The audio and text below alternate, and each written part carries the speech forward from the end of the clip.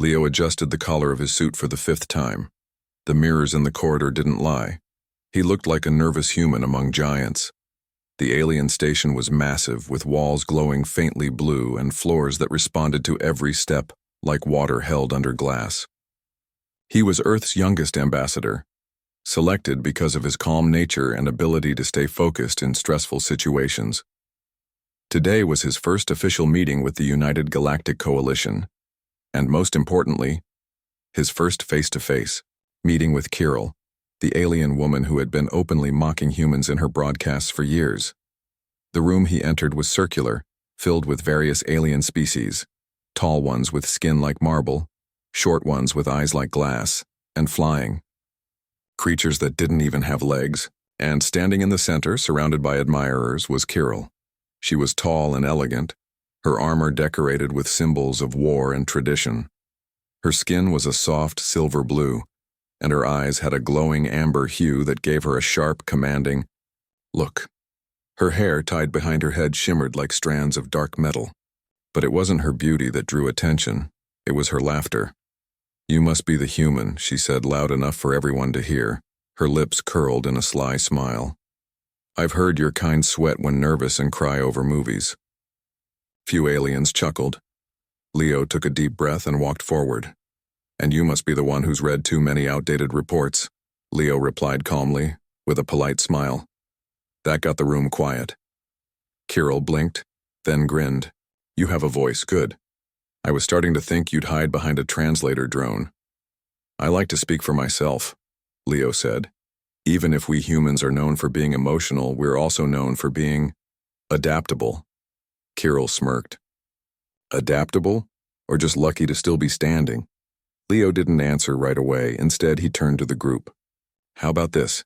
Instead of standing here throwing words, why don't we actually see what a human can do?" There was a soft buzz of interest in the crowd. A few aliens murmured to each other. Kirill raised an eyebrow. "You're challenging." "Me? No," Leo replied. "I'm inviting you. One day in our Earth environment simulator. No weapons, no status, just you and me." The room gasped softly. It was bold. Kirill could have easily laughed him off, but instead she tilted her head in thought. "Fine," she said, her voice laced with amusement. "Tomorrow, at sunrise, I'll bring nothing but curiosity." "Bring comfortable shoes," Leo added with a grin. She turned and walked away, her silver cape flowing behind her like a flag. Leo felt the eyes of the room on him. Some were surprised, others confused. A few even looked impressed. Later that night, in the privacy of his quarters, Leo looked out the large window toward the stars. He wasn't a soldier or a genius.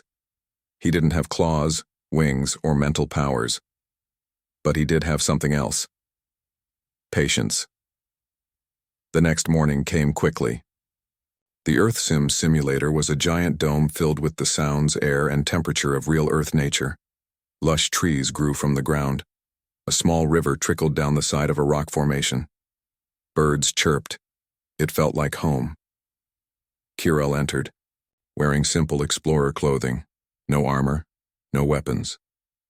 Her confident smirk was still there, but her eyes showed curiosity. Leo greeted her with a nod. "Welcome to a little piece of Earth.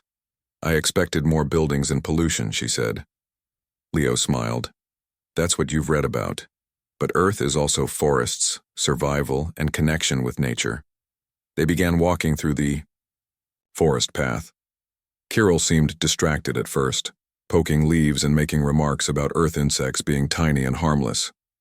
She called the birds singers without teeth. She even mocked the wind for being too gentle. Leo didn't respond to her jokes. Instead, he pointed out edible plants, explained how ancient humans used tree sap for wounds, and demonstrated how to follow animal tracks. When they reached a small stream, Kirill looked down at her feet. "The water is clear," she said, surprised. "You can drink it," Leo said, kneeling. "This area is modeled after an untouched part of Earth. No chemicals, no filters, just life." He filled a small leaf cup and handed it to her. She sniffed it carefully, then sipped. Her eyes widened a little. It tastes cold, Leo chuckled.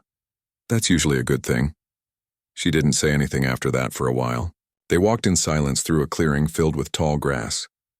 Leo spotted a bird's nest that had fallen and gently placed it back into a nearby tree. Kirill watched him closely. You care for small things, she finally said. Even ones that can't defend themselves. Isn't that the point of strength? Leo asked. To protect those who can't? Kirill didn't answer. As the sun simulator began to set, casting an orange glow across the sky, they sat on a large rock overlooking a lake. Leo pulled out 2 pieces of dried fruit and offered one to her. She took it. This was not what I expected, she admitted. You didn't try to impress me with strength. You didn't argue when I insulted you. You expected a fight? Leo asked. I expected pride, she said. But instead I found peace. The silence between them was comfortable this time. The next day, Kirill was quiet. Something about the human had unsettled her, and not in a dangerous way. She kept replaying the scene in her mind. Leo, smiling calmly while she made fun of his kind. Instead of getting angry or defensive, he invited her into his world. And it wasn't weak. It was strange, deep, and patient. No one had ever shown her kindness without trying to gain something. As part of the ongoing cultural exchange program, Kirill now had to host Leo in her own environment simulation. Unlike Earth's nature dome, this one was designed to train warriors. The terrain was dry, rocky, and covered with strange purple vegetation that released thick dust when touched. Tall, jagged cliffs surrounded them, and the air was hotter, thinner too. Kirill walked ahead, waiting to see if Leo would struggle. You might want to adjust your breathing settings, she said. Your human lungs won't like it here. I already did, Leo said calmly. Thanks for the heads up. She glanced at him. He wasn't panting. He wasn't sweating. He just walked beside her, observing the landscape. This area is where young warriors train alone, she explained. We leave them here for 4 days. They hunt, survive, and fight if needed. Leo nodded. Sounds like a mix of survival training and proving your strength. She folded her arms. Exactly. Something your kind rarely values. Maybe we value it in different ways, Leo replied. But challenge is still challenge, right? Suddenly, a loud crack echoed. A large branch-like structure snapped and fell toward Kirill. Before she could react, Leo lunged forward and pushed her out of the way. The branch hit the ground with a heavy thud. Dust flew everywhere. Kirill lay on the ground, surprised, not hurt, just shocked. You all right? Leo asked, offering a hand. Kirill took it slowly. You pushed me out of the way.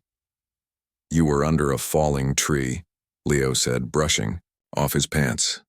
You could have been crushed. But I wasn't. Kirill stared at him, confused. Why would you risk yourself like that? Leo shrugged. Isn't that what people do when they care? Her expression softened for a second, but she quickly stood up and brushed off the dust. I didn't ask you to save me. I didn't ask for permission, Leo replied with a grin. Kirill turned her back to him, hiding the way her lips curled upward. Later, they reached a cliffside path. The edge was narrow, and below them sharp black rocks waited silently. Kirill walked across with perfect balance, but halfway through, Leo slipped. A small rock rolled under his foot, and he lost grip. He didn't fall, but he did hang on by, one hand to a root sticking out from the edge. Leo! Kirill called out, running toward him. She dropped to her knees and grabbed his wrist. Gotcha, she muttered. He laughed nervously. Okay, I'll admit your world is more dangerous than mine. You think? She snapped, pulling him up with surprising strength. Once both were safe, Kirill stared at him. You could have died. That wasn't smart. Leo sat down on the edge and caught his breath. Maybe not, but now I understand why your people are so strong. You grow up in places like this. Kirill sat next to him. She didn't speak for a moment. You risked your life again, she said quietly. You did too, he replied, glancing at her. They looked at each other. This time, there was no joke, no mockery, just silence, thick with meaning. That evening, back on the station, Kirill invited Leo to the observation deck. It was high above everything, with a transparent dome that showed the stars like diamonds in black silk. She brought 2 mugs of her planet's traditional drink. It had a strange flavor, sweet and salty. But Leo didn't complain. "You surprised me today," she said. "You said that yesterday," he replied. "No," she said, more serious now. "I mean it. You're not what I expected from a human." "What did you expect?" "Weakness, fear, a need to prove something by showing off." "And what did you find?" "Someone calm, brave, annoyingly calm." Leo chuckled. "Is that a compliment?" Kirill didn't answer. She just took another sip. Then she looked at him sideways. "Do humans always help even when they're mocked?" "Not always," Leo said. "But some of us believe that how we act matters more than how others act toward us." She looked down at her mug. Her fingers tightened slightly. "My people see kindness as a crack in the shield, something dangerous. Weak." Leo leaned forward slightly. "I think real strength is knowing when to fight and when not to." She didn't respond for a long moment, then very softly she asked, "Do you have someone back on Earth?" Leo blinked. "Like someone I'm with?" Kirill's gaze stayed on the stars. "Yes," Leo smiled. "No, not at the moment." She nodded slowly, then quickly added, "Just asking. For cultural reasons." "Right. Of course." They both sat quietly for a moment. Kirill finally stood. "I'll see you tomorrow. There's a new challenge scheduled, combat simulation." "Looking forward to it," Leo said. As she walked away, he heard her say something under her breath. "Strange. Human." The combat simulation room was nothing like the peaceful forest dome or Kirill's wild terrain. It was a high-tech training zone filled with floating platforms, spinning obstacles, and fast-moving drones. The floor changed shape every minute, keeping even the best warriors on alert. Leo stood at the edge of the arena, stretching his arms and watching the simulation replay of alien fighters battling through laser grids and magnetic fields. Every challenger wore advanced gear and used techniques passed down through generations. Kirill arrived shortly after, wearing a tight training uniform with flexible armor plating. Her expression was confident, maybe too confident. "I hope you're ready," she said, smirking. "This isn't tree climbing or boiling herbs." Leo grinned. "Good. I like new challenges." Some alien spectators gathered in the viewing gallery above. The word had spread. The human was going to spar with Kirill, the warrior diplomat. Everyone expected a short fight. Before entering, Kirill stepped close to Leo and whispered, "Tell you what, if you can survive 5 minutes in the arena without being thrown off or knocked down, I'll stop calling your species weak." Leo raised an eyebrow. "And if I win?" She chuckled. "Then I'll buy you dinner. But don't get any ideas." Leo smiled. "Deal." The simulation began with flashing lights and a loud buzz. Drones flew into the air, scanning the fighters. The floor shifted and suddenly the platform under Leo dropped, only for another to rise beneath him. He jumped onto it just in time. Kirill moved like water, fast and smooth, leaping between levels with ease. She charged at him, spinning low, trying to sweep his legs. Leo dodged barely in time and rolled to the side. "You're fast," he said, standing. "You're still standing." "Impressive," she replied. She attacked again, this time with a rapid series of kicks. Leo blocked 2, ducked 1, and slipped under a low beam just before it struck them both. He moved carefully, not with brute force, but with sharp focus. 1 minute passed. "Maybe you're lucky," she teased. "Maybe," Leo said, sidestepping a spinning drone. At minute 3, the floor tilted hard to the left. Leo lost balance, for a second, but grabbed a hanging bar and swung to the next platform. Kirill tried to corner him, but he used the moving obstacles as shields, forcing her to slow down. The crowd above was murmuring now. This wasn't what they expected. At minute 4, Kirill went serious. She rushed him with full speed, knocking aside a drone, and forced him to the edge of a rising platform. Her arm moved in a sharp arc, meant to strike, but Leo ducked and countered by stepping on a pressure pad. A sudden blast of wind blew through the arena. Both of them were knocked off their feet, landing flat on the platform. It wasn't graceful, but Leo got up first. "You set that off on purpose?" she asked, breathing hard. "I adapt," Leo said simply. The final minute began. Kirill looked at him with narrowed eyes, but there was no more mocking. There was only respect. They clashed one last time, their movements fast and balanced. Neither tried to hurt the other. This was about testing, not destruction. Then the buzzer sounded. Simulation complete. Leo was still standing. Kirill stood too. Brushing her shoulder, she gave him a long look. "I guess I owe you dinner."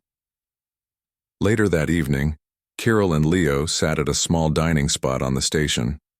The place was quiet, meant for ambassadors and special guests. The light above the table changed slowly from blue to soft gold. Kirill ordered a meal from her planet, grilled skyfish with glowing spices. Leo picked a simple earth pasta dish. They both laughed when the server brought them each a tiny alien. "Drink that fizzed sideways instead of up." "So," Leo said, "did I earn your respect, or are you just here because of the bet?" Kirill poked at her food. "Both." "I'll take that," he replied. She looked at him seriously. "You're not like the others I've met. Most humans in the past were either trying too hard to impress or too scared to speak up. Maybe I'm different, or maybe you just finally met a real one," he said with a wink. Kirill smiled, shaking her head. "Careful. That kind of confidence might get you in trouble." They talked for nearly an hour. She asked him about Earth history, why humans fought each other, how they survived disasters, what kept them moving forward. He told her about Earth's chaos and beauty, its flaws and wonders. She listened, truly listened. Then, during a quiet pause, Kirill looked at him and asked, "Why didn't you fight me harder in the simulation?" Leo leaned back. "Because it wasn't about beating you. It was about showing you what humans really are. Calm in the storm, quick when it matters, and strong in ways that aren't always obvious." Kirill nodded. "You did that, and more." Then, softly she added, "You said yesterday you weren't with anyone on Earth." Leo raised an eyebrow. "Still true?" She cleared her throat. "Well, good." He smiled. "Just good?" She avoided his eyes for a second, then looked straight at him. "You're interesting, Leo, and not just because you surprised me." Leo didn't answer right away. He just held her gaze, letting the silence speak. For once, the proud alien warrior had no joke, no sarcastic remark, just a small smile that said more than her words ever could. Days had passed since the combat simulation and dinner, but Leo and Kirill's connection was growing stronger. The formal meetings continued, but now there were stolen moments between them. Quiet talks, shared smiles, and small acts of kindness. 1. Afternoon, Kirill invited Leo aboard her personal ship. It was smaller than the giant station, but filled with powerful technology and personal items that told stories of her life. The walls were lined with trophies, weapons, and images of past battles and victories. Leo walked carefully, absorbing every detail. He noticed a large painting of a fierce-looking woman in armor, the same silver-blue skin and amber eyes. Kirill stood beside him, watching his reactions. "That's my mother," she said quietly. Leo nodded. "She looks strong. She was a great warrior and leader. She taught me everything about honor, pride, and duty." Leo glanced around. "You carry a lot with you." Kirill turned, her expression softer than Leo had ever seen. "More than most. My people expect strength. Weakness is punished, ignored, or worse." Leo listened carefully. "My mocking of humans, it's a shield," she admitted. "I never wanted to show weakness in front of my peers. They see kindness as a failure." "But you're different with me," Leo said. Kirill looked away. I'm still learning. You have patience that I don't understand. They walked toward a large window showing a star-filled sky. Leo leaned close. Why do you think your people fear kindness? Kirel sighed. Because it can be used against you. Because it means you trust. And trust is rare in war. Leo smiled gently. Sometimes strength is in trust, and sometimes it's in accepting help. For a long moment, Kirel stared out into space.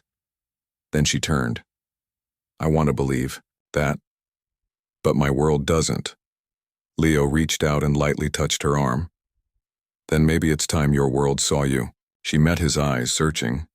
Then quietly she said, I wish I could. The moment was broken by a sudden alarm blaring through the ship. Pirates, Kirel snapped, grabbing a weapon from the wall. Leo's heart jumped. The ship shook as the station sent urgent warnings. An enemy pirate ship had approached the sector, attacking nearby vessels and threatening the coalition's security. We have to help, Kirel said, her voice hardening. Leo nodded, his calm returning. What do you need me to do? Stay close and follow my orders. The ship's engines roared as Kirel piloted toward the battle zone. The sky outside was filled with flashing lights and distant explosions. As they approached the station, drones appeared in the distance, small but deadly, sent to destroy key systems. Kirel activated defense shields, and Leo prepared the repair. Tools. Keep the shield strong, she said. I'll handle the drones. Leo nodded, moving to the ship's engineering section. A warning flashed. The cooling system was damaged and overheating. If this fails, the ship's AI warned, critical systems will shut down. Leo swallowed hard. He crawled through tight vents, the heat rising. His heart pounded, but he remembered his lessons. Calm, steady, focus.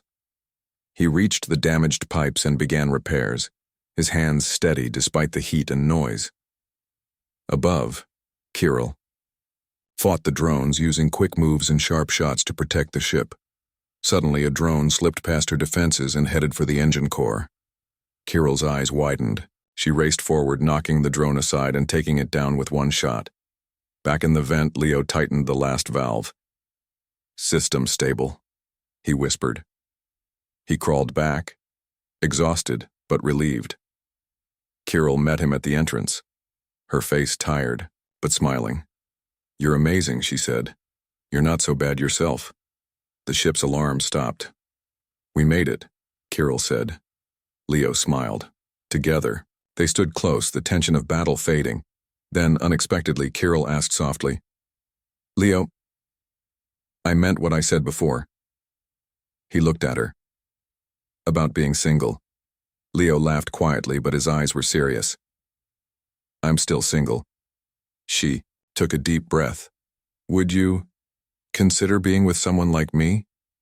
Leo's heart skipped. He smiled wider and said, I think I already am. Kirel reached out, taking his hand. No words were needed. The stars outside shone bright, lighting a new beginning. The battle was over, but the tension remained. The coalition station was still buzzing with activity. Repairs were underway, alarms silenced, and the danger passed. For now. Leo and Kirel found themselves alone in the quiet hallway of the station. The air felt lighter, like the calm after a storm. Both were tired, their faces showing signs of long hours and hard work. Kirel looked at Leo with new eyes.